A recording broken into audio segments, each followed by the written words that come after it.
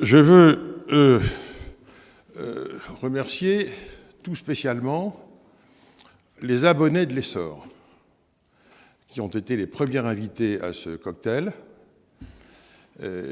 abonnés qui font vivre ce journal depuis le premier jour, depuis 80 ans maintenant, qui nous sont très fidèles et qui non seulement nous font vivre, mais qui sont évidemment notre raison d'être. Je remercie ensuite les annonceurs qui nous accompagnent depuis le début de ce journal, depuis très longtemps donc, et qui contribuent également à donner les moyens à l'Essor de vivre et de poursuivre. Ce présent de l'Essor, qui plonge ses racines dans un passé de 80 années, nous dicte ce que doit être notre avenir,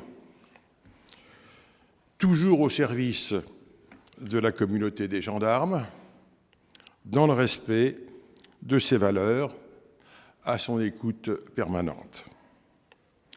Car, je ne m'étendrai pas, mais dans la situation actuelle de la France, la gendarmerie a, j'en suis sûr, un bel avenir devant elle.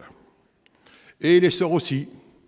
D'ailleurs, nous nous développons, tant sur le plan numérique, mais aussi avec le bon vieux papier, puisque d'ici la fin de cette année, nous aurons, en plus de nos 12 parutions mensuelles nationales, nous aurons 13 éditions régionales, gratuites, supplément à l'édition nationale, qui nous permettra d'améliorer notre relation, nos contacts avec tous les gendarmes de l'actif, qu'ils soient de la gendarmerie départementale ou de la gendarmerie mobile.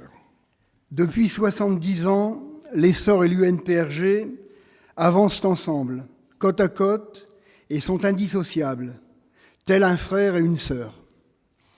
On peut effectivement dire qu'ils sont comme un frère et une sœur, puisqu'ils ont le même géniteur, Jean Coustex, ou Coustet, selon la région où on habite, adjudant-chef de gendarmerie, en retraite en 1935. Jean Coustet avait bien compris l'intérêt du partenariat association-entreprise. L'UNPRG a tiré bénéfice de ce partenariat, que ce soit en termes d'image ou de notoriété. Sa position de première association de la gendarmerie, avec ses 30 000 adhérents, elle la doit en grande partie à son journal d'expression, l'Essor.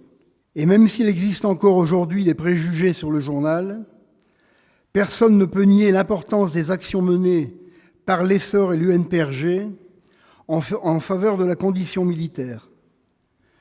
Je ne cite qu'un seul exemple, un combat que certains ont oublié, celui de l'intégration de l'ISSP, indemnité spécifique de sujétion de police. Si je cite cet engagement parmi tant d'autres, c'est qu'il a mobilisé des années entières l'énergie des deux structures avec la réussite au bout. Le binôme Essor-UNPRG ira, pour longtemps encore, main dans la main. Alain Dumet l'a dit, moi c'est un grand plaisir pour moi d'être présent parmi vous aujourd'hui.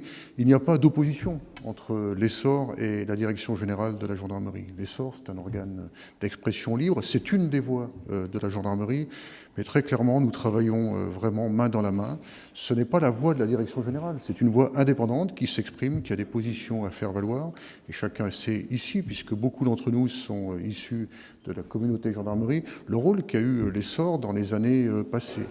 Les choses évoluent, la gendarmerie a évolué, elle a évolué dans son dialogue interne, Aujourd'hui, la situation n'est pas la même que celle que vous évoquez dans les années 82, 83, au début des années 80. Nous avons un dialogue interne structuré, mais nous avons encore des problèmes. Et plus nous serons nombreux à les relayer, à les exporter, plus nous serons soudés, plus alors nous serons forts. C'est la raison pour laquelle moi j'ai besoin aussi de soutien à l'extérieur de ma propre maison, soutien qui viennent des retraités qui sont ici présents et qui sont toujours intégrés dans notre communauté.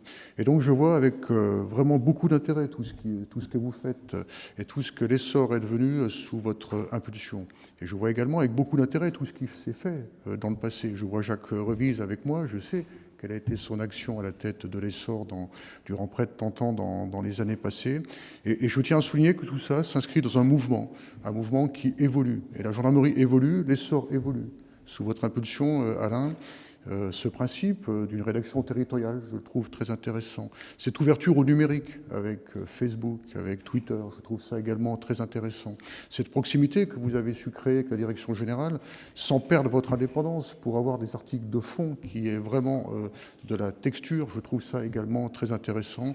Et je tiens vraiment à vous en remercier et au-delà de vous, à féliciter l'ensemble des personnels qui travaillent dans cet esprit. Aucun homme politique aujourd'hui ne fera l'impasse d'une gendarmerie dans la puissance qu'elle représente et dans les capacités qu'elle amène.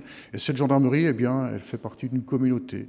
Et dans cette communauté, il y a nos retraités, il y a ceux qui nous accompagnent, il y a les organes de presse, il y a l'essor. Et je tenais vraiment à vous remercier aujourd'hui, à être présent parmi vous pour marquer cet événement, vous encourager, vous féliciter et vous inciter, bien sûr, à poursuivre au plus loin cette excellente coopération. Merci à tous. Un mouvement. L'historien s'intéresse, je vous l'ai dit, au profil des gendarmes. Et qu'est-ce qu'il constate? Qu'à la fin du XIXe siècle, la proportion de gendarmes nommés, au moins dans leur région d'origine, a augmenté. Qu'est-ce qu'il constate? Que ces gendarmes épousent de plus en plus une jeune fille du cru.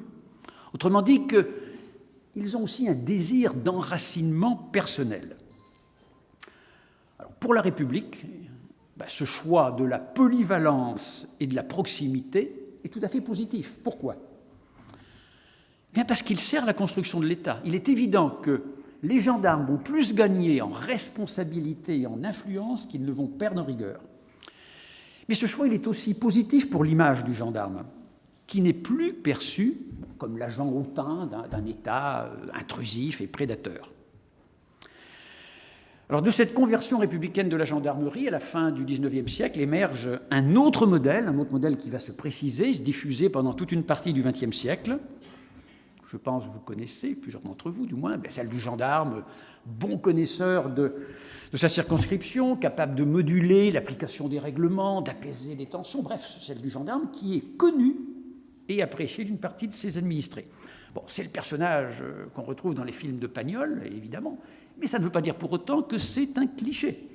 C'est un personnage, c'est une figure qui incarne vraiment le soldat de la loi qui s'esquisse à la fin du XIXe siècle, alors un peu au sein du Léviathan démocratique, grâce à une association entre la culture militaire, la culture juridique et la culture du service public. Merci de votre attention.